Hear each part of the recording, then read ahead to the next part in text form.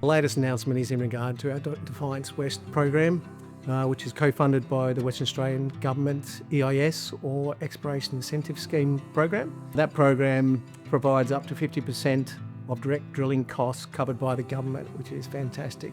So this first hole that we're announcing is the first hole in a 2-hole program. We're excited to announce that while we're still learning a lot from this first 938 metre deep drill hole, that it has in fact returned 2 significant gold intercepts. The first intercept returned 3.4 metres at 3.12 grams per tonne gold from about 167 metres downhole, and that's located within a broad dolerite unit. The second intercept is much deeper in the hole. It returned 1.7 metres at 1.97 grams per tonne gold, and it included a 40 centimetre zone at 7 grams per tonne that had visible gold in it, which is really nice to see. That intercept is within the Foster thrust at depth, which I'll talk about later. Importantly, this hole was drilled in an area that's previously untested, perhaps a 4 kilometre square zone, and it's an area that we call the Lunnon Basalt Domain. It's located between the Foster nickel mine on our property and the multi-million ounce Victory Leviathan gold complex on Goldfield Limited ground just offside our property. So these results are extremely significant for several reasons. The EIS hole had 3 main objectives. One was to test a dolerite unit near the top of the hole and assess whether it could be prospective for gold. The second was to test or look for signs of flat structures that could be representative of Defiance style structures that are seen at the Victory Leviathan gold complex. And the third main reason for the hole was to assess the Foster thrust at depth and just understand its nature.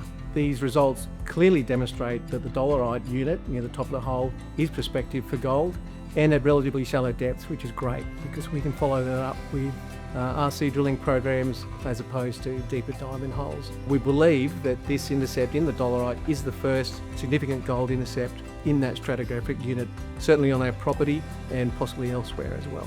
The results also indicate that the Foster thrust is indeed prospective for gold, which was somewhat of a surprise.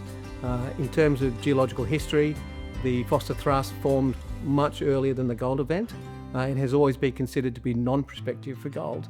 So now that we've had this gold hit, significant gold hit in that zone, it opens up a window of perhaps 1.3 kilometres of strike, over 870 metres of depth on that structure that we can now explore.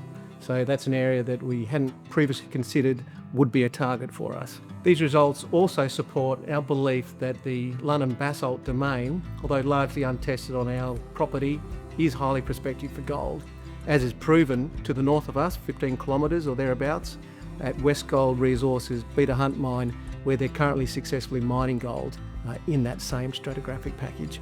By the very nature of these EIS co-funded holes from the government, they are conceptual in nature and high risk, with the main aim of returning new information in relatively underexplored areas. So the fact that this hole has returned 2 significant gold intercepts highlights the success of the program and gives us good reason to be excited. So there is still more data to collect from this hole. We've got some downhole surveys that we need to complete. There are still more assays that need to be returned. And once that's done, we will update our geological model. Based on that geological model, we will then go about designing the second hole and firming up exactly where it's going. The aim of the second hole will now be to more directly target potential gold opportunities at depth in that same area. We will definitely be considering planning up a shallow RC drill program to follow up the drill intercept in the dolerite at surface, and that will be happening in the near future. And a large amount of the work that went into the design of these EIS holes was based on 2D and 3D seismic surveys completed by Goldfields Limited prior to our ownership of the property. Based on the information that we collect from this hole, we can go about reprocessing that seismic data with a further aim of generating new, exciting gold targets.